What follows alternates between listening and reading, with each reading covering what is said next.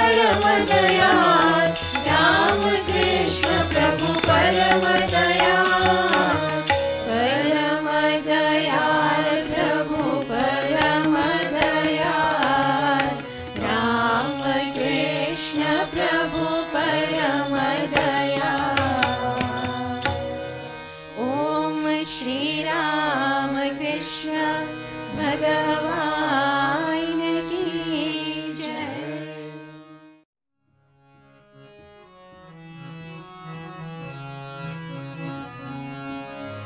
आनंद सागरा मुरलीधरा मीरा प्रभु राधे श्याम वेणुगोपाला आनंद सागरा मुरलीधरा मीरा प्रभु राधे श्याम वेणुगोपाला आनंद सागरा मुरलीधरा मीरा प्रभु राधे श्याम वेणुगोपाला आनंद सागरा मुरलीधरा मीरा प्रभु राधे श्याम वेणुगोपाला आनंद किशोरा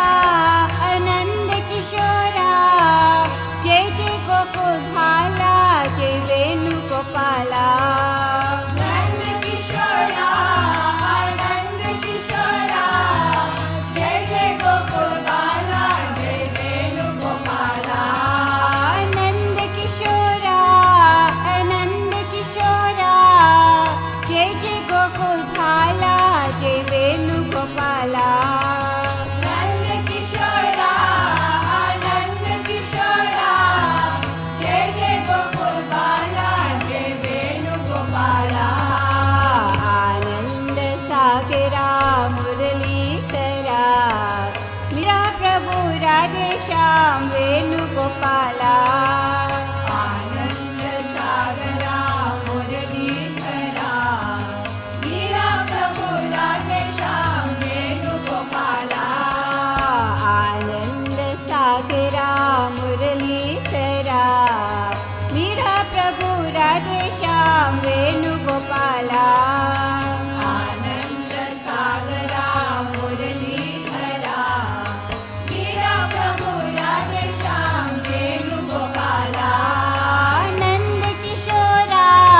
आनंद किशोरा जय जय भक्त वत्सल जय मुनि जनपाला नंद किशोरा आनंद किशोरा जय जय भक्त वत्सल जय मुनि जनपाला आनंद किशोरा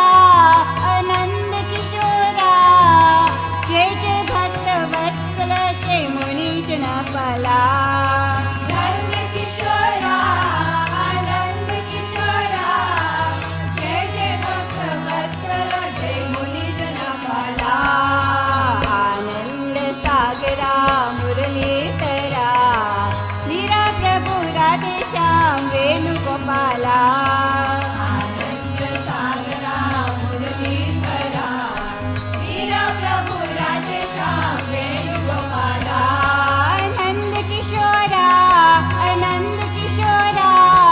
जय जय गोकुल भाला जय वेणुगोपाला नंद किशोरा आनंद किशोरा जय जय गोकुल बाला जय वेणुगोपाला आनंद सागरा मुरलीधरा मीरा प्रभु राधे श्याम वेणुगोपाला आनंद सागरा मुरलीधरा मीरा प्रभु राधे श्याम वेणुगोपाला आनंद किशोरा जय जय भक्त वत्सल जय मुनि जनपाला नंद किशोरा आनंद किशोरा जय जय भक्त वत्सल जय मुनि जनपाला जय जय भक्त वत्सल जय मुनि जनपाला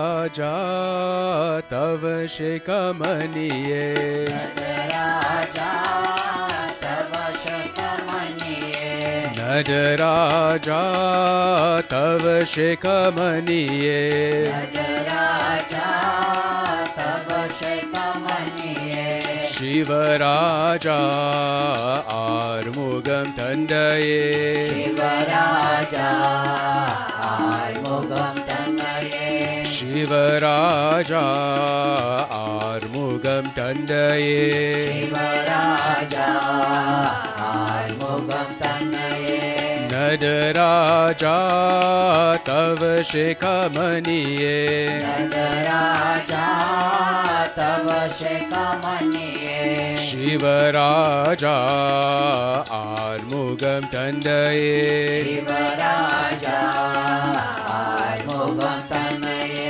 Yere pangalane kanaga savedane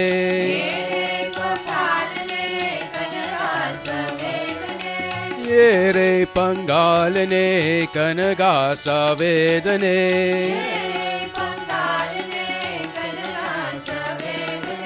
Tu kiye padane ambal tarse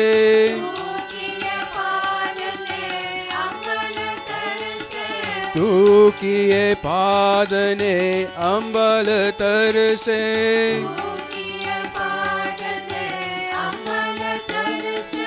Moovarin mudalva parameshwane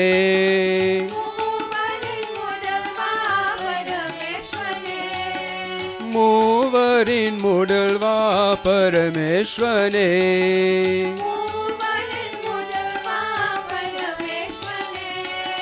Tava sheka maniye Tava sheka maniye Om tava sheka maniye Om tava sheka maniye Nadaraja tava sheka maniye Shivaraja armugam tandaye Yere pangalane kanaga savedane Yere pangalane kanaga savedane Tu kiye padane ambal tarse Moovarin mudalva parameshwane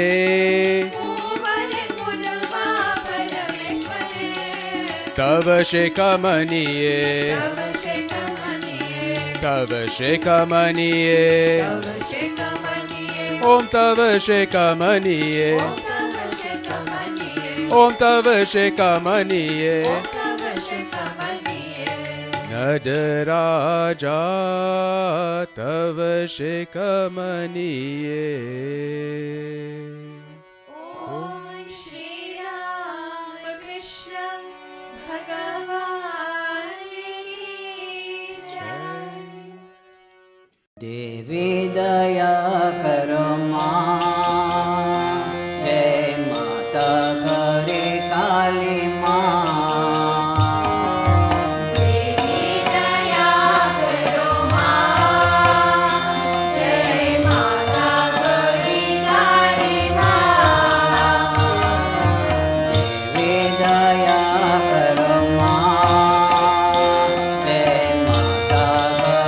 Kali Ma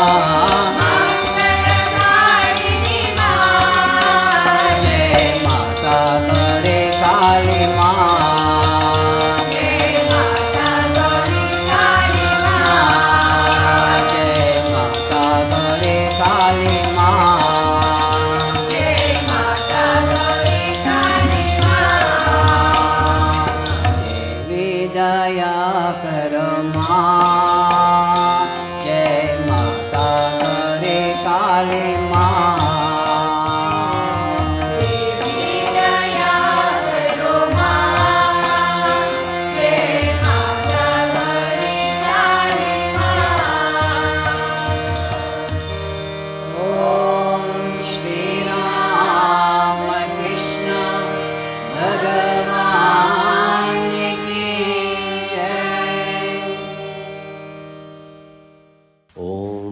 Janani Sharadam Devim Ramakrishnam Jagatgurum Padapadme Tayo Shretva Pranamami Muhur Muhur.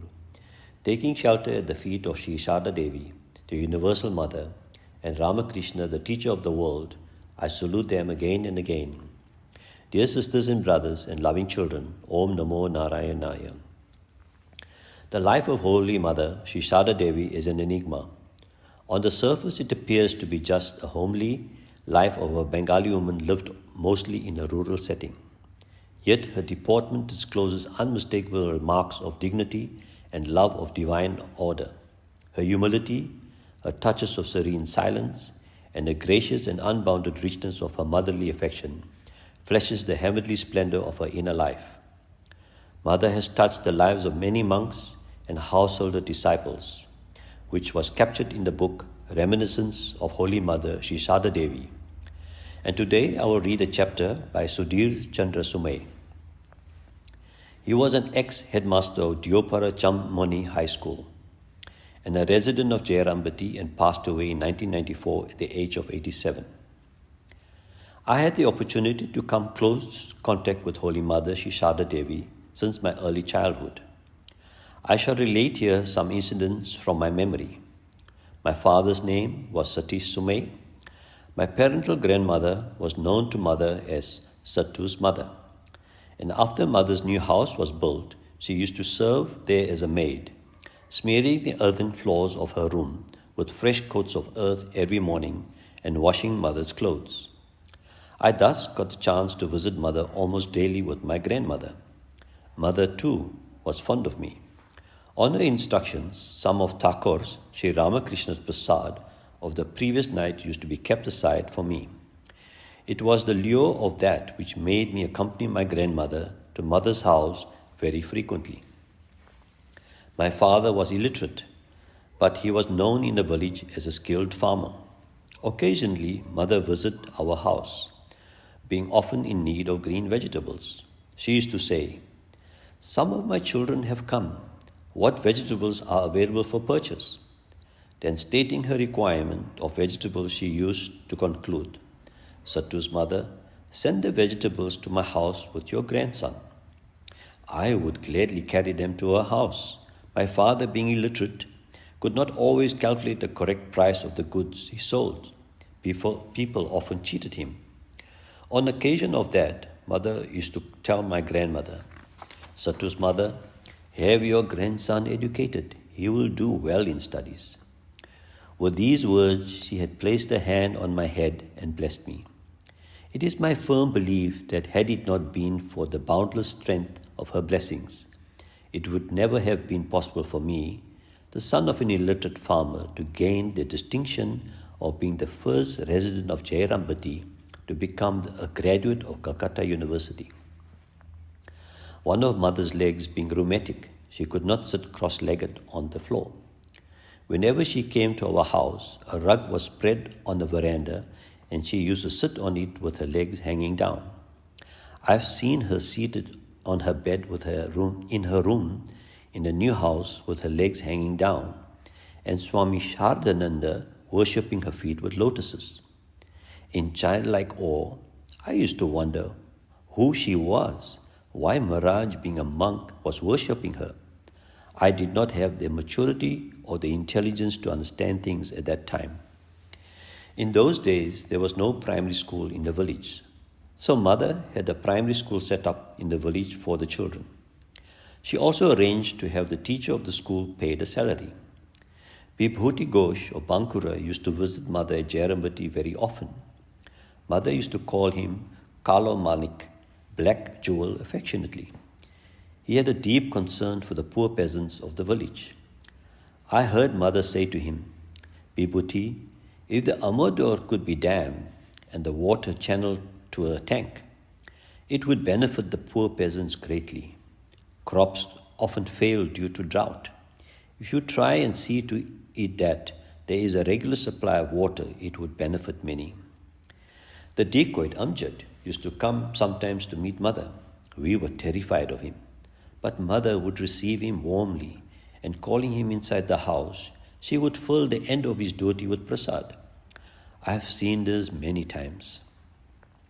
Mother's deep love for all was truly amazing. Nalini Didi used to behave like a bigoted Brahman widow. She was intolerant of mother's liberal ideas and often objected to mother's practices. Mother used to answer, "Look, my children are all alike to me. I can't treat one differently from the other." In those times, the supply of drinking water in the village was not satisfactory. The pond in which one bathed also served as source of drinking water. Mother spoke to Swami Saradananda and had a brick-built well sunk in the village. On the occasion of Jagadati Puja, every year Mother held a grand feast for all the villagers. She used to supervise all the preparations personally. Her love for each and everyone in the village was immeasurable.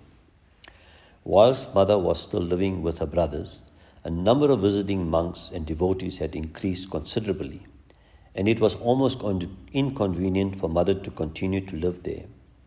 Sensing the need for a separate dwelling for her, Swami Saradananda bought the deserted homestead of Ramsharan Kamakar nearby and set up constructing a mud house there. Ras Bihari Maharaj and Jan Maharaj, both brahmacharis at the time, were entrusted with the supervision of the work. On completion of the house, Mother, Radu and Nalini began to live in the new house. It was since then that my grandmother began serving there as a maid, and I got to the habit of going there almost daily. Mother used to suffer from frequent attacks of malaria. Whenever the news reached the ears of Sharat Maharaj, Swami Saradananda, at Udbodhan, he would used to come from Calcutta with Dr. Kanjilal. She had been so weakened by chronic illness that milk was considered an essential diet for her, and a milch cow was bought for this purpose. My younger uncle, Ramendra Ghosh, was appointed to tend to the cow. One day in the month of August, when he had to go to the field to bring grass, the forefinger of his left hand was bitten by a snake. Vibhuti Babu, a bankuru and a doctor, tying a tourniquet on his hand, made his finger bleed by making an incision in it. On being informed, Mother arrived there and exclaimed, "Oh Vibhuti, why are you doing all this? Take him to the grounds of Simhavani's temple and leave him there. Let him take some bath water of Simhavani and smear the wound with earth from the temple. He will be well." The directions were followed. In a few days, my uncle was well and returned home. My account would remain incomplete without the mention of a mutual friendship of Mother and Banu, a child widow of the Biswas family from Jairambati. I used to notice how the two of them enjoyed each other's company. Every day they went together to bathe in the pond belonging to Banajis. On festive occasions, they would lead a neighboring woman to the Amador for a bath, trudging along the earth ridges that separated the plots of cultivated land. On the way, seeing the peasants at work in the field, Mother would comment, "How hard they toil, still they do not have enough to eat." The gut in which they used to bathe has been built with brick and stone and is now known as Mayar Gut, Mother's Gut. In their leisure, the two friends would sit together and chat. I didn't quite understand what they used to say, but from the snatches of their conversations that still remain in my memory, I realized subsequently that their discussions centered around Sri Ramakrishna and spiritual matters. At present, I have reached the twilight of my life. I am awaiting the call from the other world. But I believe firmly that since my life has been graced by the decision of Mother, the blessed touch of her feet, salvation is certain after my death. None can prevent it. To conclude, I would like to add that Swami Vivekananda regarded Holy Mother as divinity herself.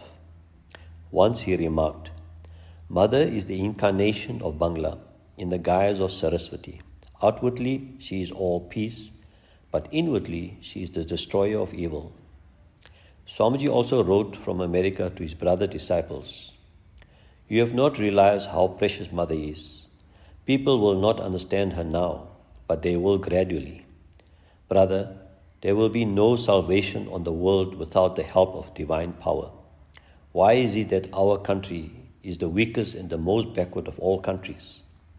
Because Shakti is held in dishonor here. Mother has been born to revive this wonderful Shakti. May Mother bless us all with her love and divine grace. Hari Om Tat Sat."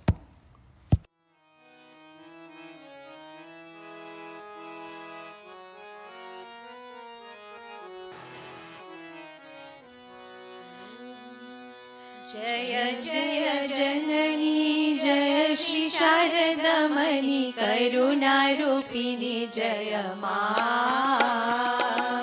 जय जय जननी जय श्री शारदा मणि करुणा रूपिणी जय मां। आद्या शक्ति परमा प्रकृति आद्या शक्ति परमा प्रकृति अशरण गति तुम्ही मां। अशरण गति तुम्ही मां। जय जगतारिणी भव भयहारिणी दुर्गति निवारिणी मां। जय जगतारिणी भव भयहारिणी दुर्गति निवारिणी मां। सिद्धि प्रदायिनी मुक्ति विदायिनी सिद्धि प्रदायिनी मुक्ति विदायिनी जीवगति दायिनी मां। जीवगति दायिनी मां।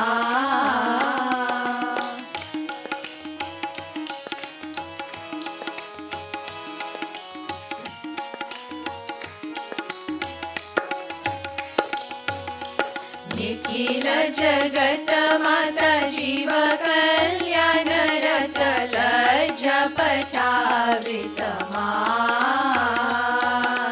निखिल जगत माता जीव कल्याण रत लज्ज पचावृत मां। दुर्जन सज्जन संतन अगणन दुर्जन सज्जन संतन अगणन पालनकारिणी मां। पालनकारिणी मां। जय शारदेश्वरी सीता राधा माता में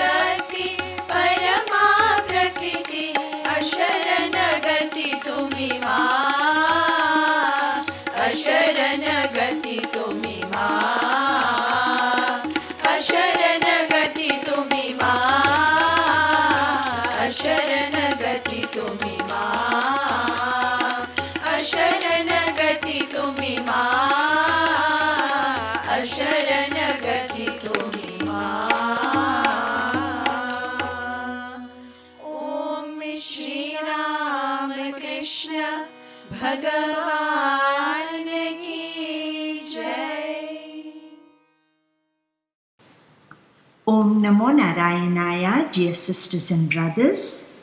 Let us sit calmly for a few moments and contemplate on the radiant form of the Divine Mother seated in our hearts. Verse 2 of the Saptashloki Durga says, when called to mind in a difficult pass, you remove fear from every person. O Mother, when called to mind by those in happiness, you bestow a mind still further pious. Which goddess but you, O dispeller of poverty, pain, and fear, has an ever sympathetic heart for helping everyone? O Mother, please bless and protect us. Fill us with devotion and knowledge so that we can progress on our spiritual journey. Om Shanti, Shanti, Shanti.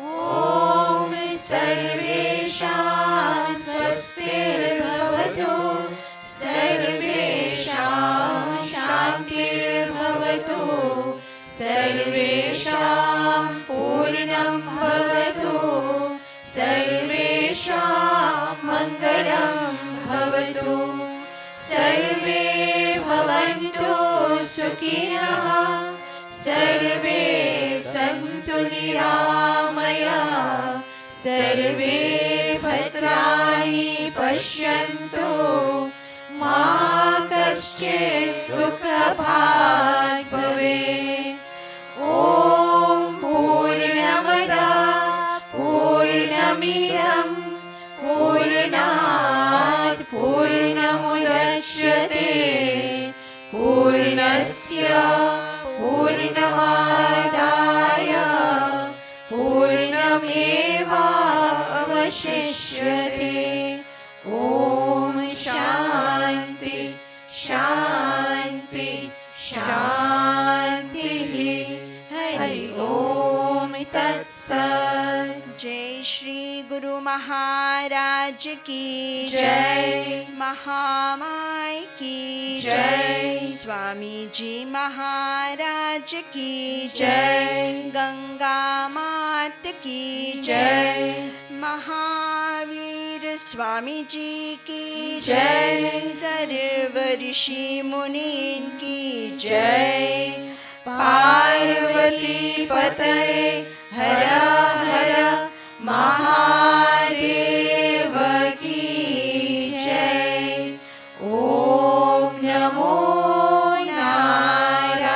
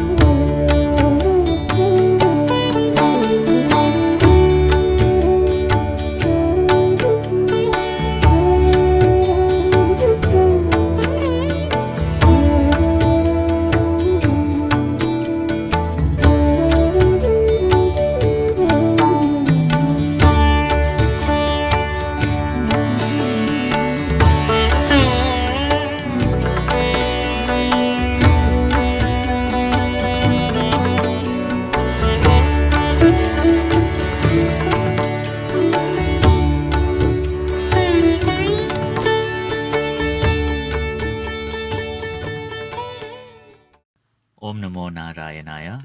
Welcome to the last online lesson on Hinduism for children. During these past few weeks, we have spoken about God realization as being our primary aim in life. Prayer is the easiest way to progress in spirituality and life as a whole. Sri Ramakrishna and Mother Sharda advise us to pray every morning and evening. We can choose any form of God we like and try to concentrate on him or her. Those that prefer to see God in the harmony and beauty of nature can think of a beautiful scene with flowers, mountains, or waterfalls. The ocean too is a captivating scene on which to meditate. All of these are expressions of the same divine power called God. Meditation helps to calm the restless mind.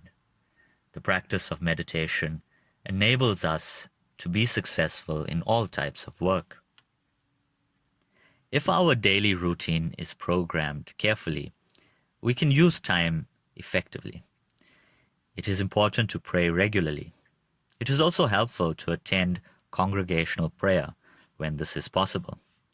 During meditation, our thoughts must flow to God. Our restless minds usually run helter-skelter.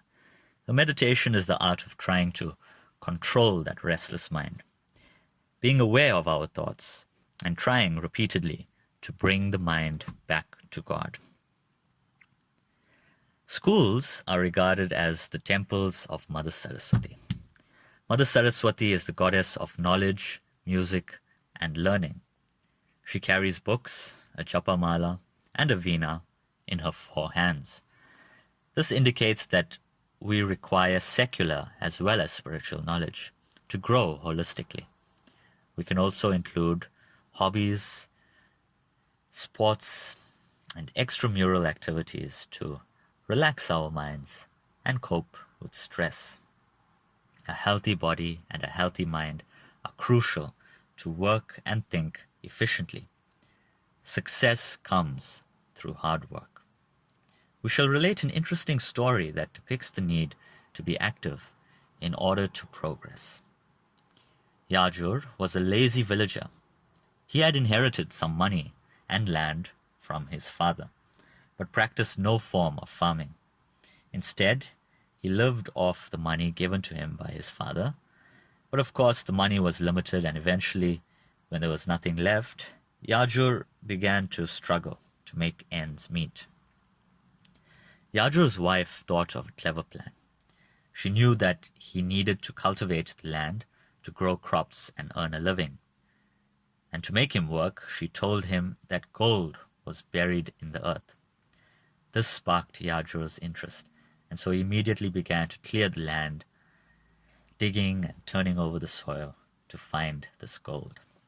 Unknowingly, he cleared the land of weeds and stones. Alas, he thought that his efforts were in vain, as he found no gold. His wife then advised him to sow corn to get the gold. Yajur was hesitant, yet sowed the corn anyway. After some time, the crops began to grow, and the land looked lush as it became a cornfield. Yajur was upset as he could not see the gold and again complained to his wife. She then told him to sell the crop. When he did so, he received his gold. The moral of this story is that hard work, patience, and perseverance reap good rewards. We benefit when we listen to good advice and work towards achieving our goals. When we support or assist someone, it is also a form of worship to God. Several stories illustrate this concept of selfless service. Once, a wolf spotted a donkey and wanted to eat it.